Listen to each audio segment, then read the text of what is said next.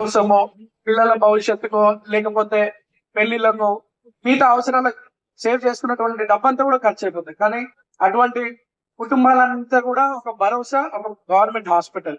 ఈ రోజు గౌరవ ముఖ్యమంత్రి గారు మనందరికి కూడా అంటే ఇక్కడ ఎవరైనా హాస్పిటల్ దగ్గరకు వచ్చినప్పుడు నాకు అధైర్యపడవద్దని వాళ్ళు మాకు ప్రభుత్వం ఒక పెద్ద అండగా ఉంది అని ఒక ధైర్యంతో హాస్పిటల్ పోయి ట్రీట్మెంట్ చేసుకోవాలని ఒక గొప్ప ఆలోచనతో ప్రభుత్వం నడుస్తుంది.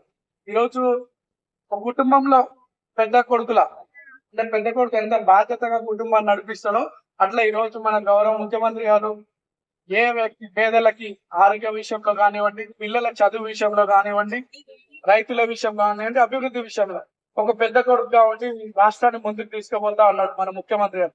మనం అందరం కూడా అన్నకు అండగా నిలబడాలని, ప్రజా ప్రభుత్వానికి మనం ఎప్పుడు సపోర్ట్ గా ఉండాలని కోరుతూ మరి ఇంత పెద్ద హాస్పిటల్ వేల ప్రాణాలను కాపాడాలని, లక్షలాది కుటుంబాలకు ఒక భరోసాగా నిలబడాలని చెప్పి మనస్ఫూర్తిగా కావచ్చు.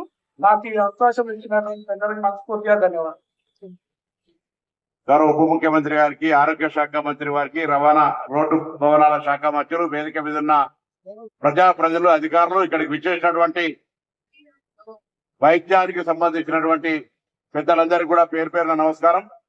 ఈ ప్రభుత్వం గౌరవ ముఖ్యమంత్రి గారు ప్రజాపాలన ప్రభుత్వం ఏర్పడ్డ తర్వాత దామోదర్ రాజనరసింహ గారు ఆరోగ్య రెడ్డి గారికి, నా సహచరుల మంత్రివర్యులు పెద్దలు దామోదర్ రాజనరసింహ గారికి, అలాగే డిప్యూటీ సీఎం పెద్దలు బట్టి విక్రమార్క గారికి, నా సోదరుడు నవీన్ యాదవ్ మీ ప్రాంత శాసనసభ్యుడి గారికి, అంజన్ కుమార్ యాదవ్ గారు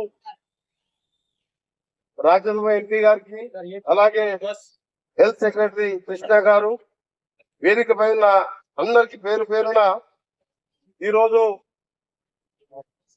దీన్ని పూర్తి చేయడానికి చేసిన ముందుగా మా ఆర్ఎండ్బి ఇంజనీర్లని అభినందిస్తూ,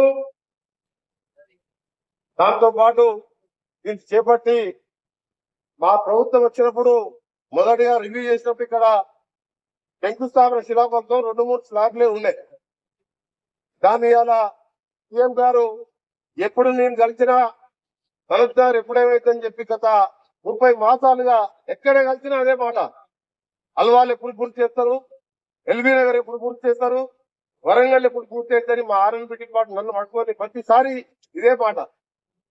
పేదలకు ఆరోగ్యాన్ని, పేదలకు ఉచితంగా ఆరోగ్యాన్ని అలా నేను చూస్తున్న 10 సంవత్సరాలు నేను ఎమ్మెల్యేగా ఎంపీగా ఉన్నా. సీఎం రిలీఫ్ ఫండ్ దరఖాస్తు పెడితే 6,000, 10,000 6 నెలలకు వచ్చేది. ఎల్ఓసి పెడితే ఆ ఎల్ఓసి మాటే లేదు. నిమ్స్ లో ప్రతి పేషెంట్ కు ఎల్ఓసి అప్లై చేస్తే 24 గంటల్లో ఎమ్మెల్యే, ఎంపీ, ఏ పార్టీ వారైనా, ఏ మినిస్టర్ అయినా నేనే దాదాపు 40-50 కోట్ల రూపాయలు ఇవ్వడం జరిగింది.